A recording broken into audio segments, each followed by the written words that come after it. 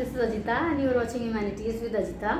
और हमारा जो क्लास 10th हिस्ट्री का चैप्टर, हमारा थर्ड चैप्टर है, उसके टू टॉपिक्स को यहाँ पे आज देखने वाले हैं। तो हमारा फर्स्ट टॉपिक है role of technology.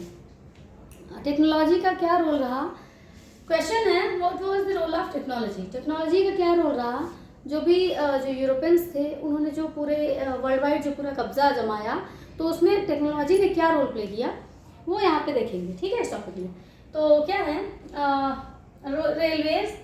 Railways, steam ships and telegraph. ये ऐसी चीज़ें थी जिनके बाद जो पहले नहीं थी। ठीक है, पहले नहीं थी, फिर जैसे जैसे इनका उन्होंने इन्वेंशन कर लिया, जैसे जैसे इनके बारे में इनको पता चला, बना लिया जब उन्होंने, तो इसकी वजह से क्या हो गया कि हमारा जो पहले वाला जो टाइम था वो क्या हुआ, ट्रांसफॉर्म हो गया। चीज़ें बहुत तेज़ी से क्या हो गई, टेक्नोलॉजिकल एडवांसमेंट जो था उसकी वजह से क्या हुआ, ट्रांसफॉर्मेशन जो था वो बहुत तेज़ी से हुआ, चेंज जो आया वो बहुत तेज़ी से आया। ठीक है, क्या हुआ कि चीज़ें पहले पता लगा महंगी मिलती थी, काफ़ी टाइम लगता था एक जगह से दूसरी जगह जाने में, लेकिन अब रेलवेज़ हो गए। जैसे इंडिया में ही उन्होंने रेलवेज़ का इन्वेंशन किया था, उन्होंने रेलवे लाइन्स बिछाई। तो क्यों बिछाई, क्योंकि उन्हें जो है कॉटन उगाते थे गाँव में, फिर उसको उगा के और उसको पहुंचाना होता था शहर तक, तो उसको कैसे ले जाएं, उसमें टाइम बहुत लगता था। तो इसलिए उन्होंने जो मुंबई, जो भी मतलब कोस्टल एरियाज थे, मुंबई हो गया, चेन्नई हो गया, ठीक है, इन सब जगहों पे उन्होंने क्या किया, रेलवेज बिछाए थे, रेलवे लाइन्स बना दी, है ना, और रेल चला दी। तो रेल चलाने से क्या हुआ कि बहुत जल्दी चीज़ें उनको अवेलेबल हो जाती थी और वो उसको शिप में लाद के भेज दिया करते थे ऐसे। ठीक है, तो इनका जो ये रेलवेज है, स्टीम शिप्स हैं और जो टेलीग्राफ है, इन सब का काफ़ी बड़ा रोल रहा है। ठीक है, अब देखो यहाँ जो एग्जाम्पल तुम्हारी बुक में दे रखा है वो क्या है, ट्रेड ऑफ मीट का ट्रेड जो होता था तो वो यूरोप के लिए अमेरिका से होता था। अमेरिका ये लोग पहुँच गए थे, पढ़ ही चुके हैं आप, तो वो लोग अमेरिका पहुँच चुके थे और अमेरिका जा करके ये लोग क्या करते थे, तो वहाँ से मतलब कॉटन और शुगर केन वगैरह तो उगा ही रहे थे, मेज वेज उगा रहे थे। इसके अलावा इन लोगों ने क्या किया, वहाँ से केटल भी वहाँ पे जो पाली जाती थी, जो भी केटल्स को पालते थे, उनको यूरोप के लिए क्या करते थे, एक्सपोर्ट करते थे, क्योंकि यूरोपियंस जो थे वो मीट बहुत ज़्यादा खाते थे। ठीक है, तो उनको वहाँ से क्या करते थे, एक्सपोर्ट करते थे। अब एक्सपोर्ट करने में क्या था कि पहले पूरे के पूरे जो एनिमल्स थे, जो भी जानवर होते थे, उनको ऐसे जिंदा शिप में लाद दिया जाता था और वो शिप में लद के और जाते थे वहाँ, जिसमें महीनों टाइम लगता था। तो इस वजह से क्या था, there were lot of problems, है ना। Till 1870s animals were shipped live from America to Europe। मतलब 1870s तक क्या था, 1870 तक जिंदा जानवर भेजे जाते थे। ठीक है, जिसमें क्या होती थी, लॉट ऑफ प्रॉब्लम्स होती थी।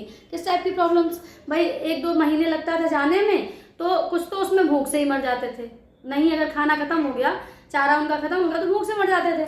इसके अलावा कुछ को बीमारी हो जाती थी, कुछ वहाँ जाने के बाद फिर उनको काटा जाता था, तो काटने के बाद अनफिट हो गए खाने के लिए। ठीक है, तो ऐसा था, तो मतलब उसमें क्या होता था, बड़ा लॉस होता था। लॉस ये होता था कि यहाँ से भेजा ज़्यादा जाता था और वहाँ जा कर के वो कम हो जाते थे, है ना, कुछ रास्ते में मर जाते थे। तो इस वजह से क्या था कि इन लोगों ने दिमाग लगा के क्या तैयार कर लिया, रेफ्रिजरेटेड शिप्स बना लिए, है ना, रेफ्रिजरेटेड शिप्स बना लिए। तो अब क्या करते थे, they slaughter the animals at the starting point now. अब वो क्या करते थे, उनको जहाँ से स्टार्टिंग पॉइंट का मतलब है कि जहाँ से उन्हें एक्सपोर्ट करना होता था, वो एनिमल्स को वहीं पे क्या करते थे, स्लॉटर कर देते थे, वहीं पे काट देते थे, काट के और मीट जो है उसको पैक करके और उसको रेफ्रिजरेटेड शिप्स के थ्रू यूरोप भेजा जाता था। तो इस तरह से क्या हुआ था कि यूरोप में ports in Europe can consume a more varied diet now. अब यूरोप में क्या था कि जो गरीब से गरीब लोग भी थे, वो बड़ी वैरायटी ऑफ फूड्स उनको अवेलेबल थे।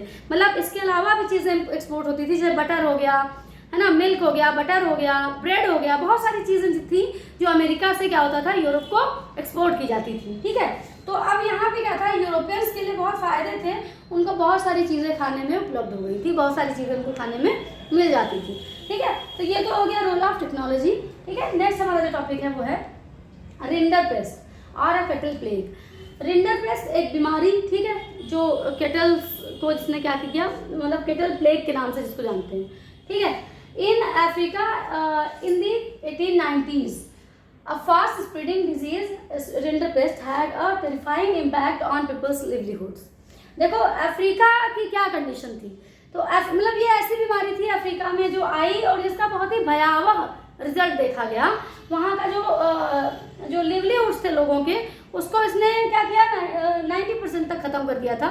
ठीक है, तो क्या था पहले, क्या था उसको पहले समझो। तो यहाँ क्या था, देखो अफ्रीका में क्या था कि लैंडमास बहुत बड़ा, अफ्रीका आज भी इतना बड़ा है। ठीक है, अब वहाँ पे जो पॉपुलेशन थी वो उनकी बहुत कम थी, जो नेटिव पॉपुलेशन वहाँ की थी। भाई जो हमारे प्रीवियस वीडियोज हैं उसमें आपने इसी चैप्टर में देखा होगा कि जो अमेरिका था, जो अफ्रीका था, वहाँ सब जो पॉपुलेशन अभी है वो सब कौन है, वो सब वही यूरोपियंस हैं, जो वहाँ पे बिजनेस के लिए भाग भाग के, जब उनको पता चला कि अफ्रीका भी है, अमेरिका भी है, इंडिया भी है, तो बहुत सारे उसमें से भाग भाग के क्या हुए, इधर उधर जाके रहने लगे थे, है ना। तो अफ्रीका भी ये लोग पहुँच गए, अफ्रीका पहुँचे थे। ठीक है, अफ्रीका ये लोग गए, तो अफ्रीका उससे पहले कैसा था, अफ्रीका में क्या था कि लैंडमार्क उनके पास बहुत था, पॉपुलेशन कंपैरेटिवली बहुत कम थी, मतलब पॉपुलेशन बहुत थोड़ी थी और लैंडमार्क काफ़ी बड़ा था। तो और उन्होंने क्या, जो वहाँ के लोग थे वो बड़े हैप्पी थे, बहुत खुश रहने वाले लोग थे, वो अपने खाने पीने और मस्त रहने वाले लोग थे। और उन्होंने केटल्स पाल रखी थी, अपने जानवर पाल रखे थे, तो उनका दूध निकालते थे, उसी को खाते, उसी से मतलब उनका उसी से चलता था, खाते पीते थे।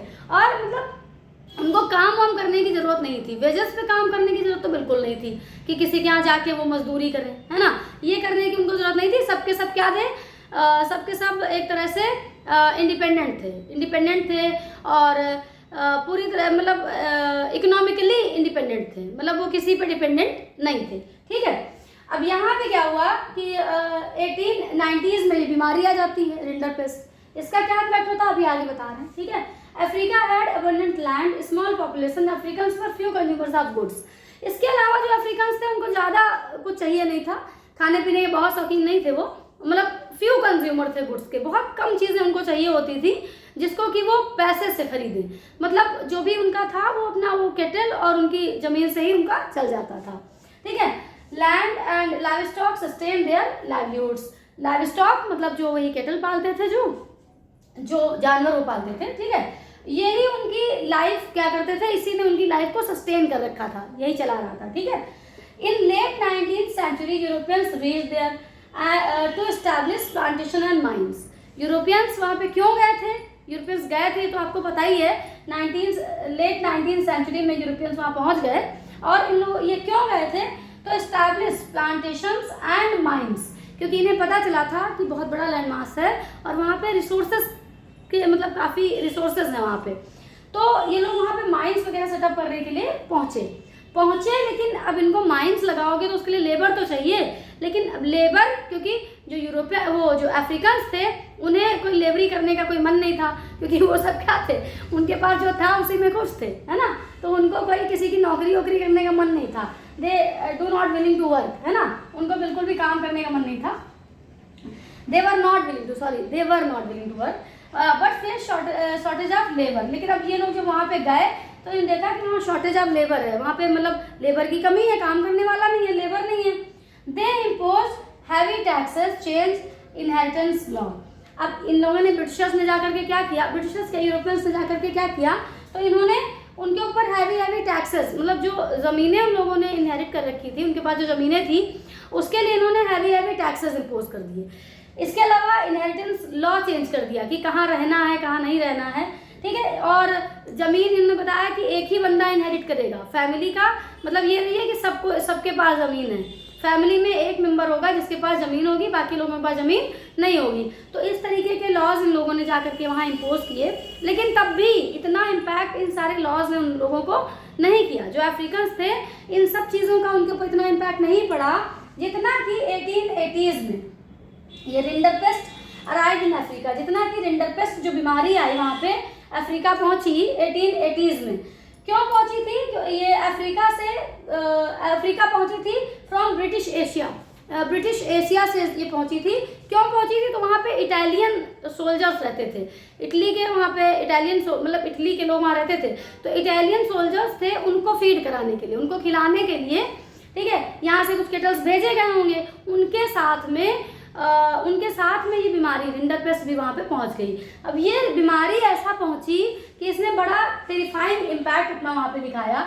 बहुत ही टेरिफाइंग इम्पैक्ट इसने किया। इसने क्या किया कि 90% of kettles were killed by this disease, है ना। 90% ऑफ केटल्स, जो 90% तक केटल जो थे, जो अफ्रीकन पाल रखे थे, जिनके बलबूते उनकी लाइफ चल रही थी, तो वो वहाँ पे मर गए इस बीमारी की वजह से। अब क्या हुआ कि उनकी जो डिस्ट्रॉयड द अफ्रीकन लिवलीहुड्स, अब जब लिवलीहुड ही उनका खत्म हो गया, जब उनकी जीविका ही खत्म हो गई, तो ऑब्वियस सी बात है कि उनको लेबर, मतलब उनको मजदूरी तो करनी पड़ेगी भाई, जिंदा रहने के लिए खाना तो पड़ेगा। अब खाने के जो साधन थे वो तो खत्म हो गए, तो ऑब्वियस सी बात है कि उन्हें गवर्नमेंट ने क्या किया, फोर्स किया कि चलो अब तो लेबर बन जाओ, ठीक है। तो गवर्नमेंट ने उसका फ़ायदा उठाया, उन सभी को फोर्स किया, फोर्सफुली उनको लेबर बना दिया, समझ रहे हैं, फोर्सफुली उनको काम करने के लिए बाध्य कर दिया, और मतलब अब उनके पास ऑप्शन ही नहीं था काम करने के अलावा।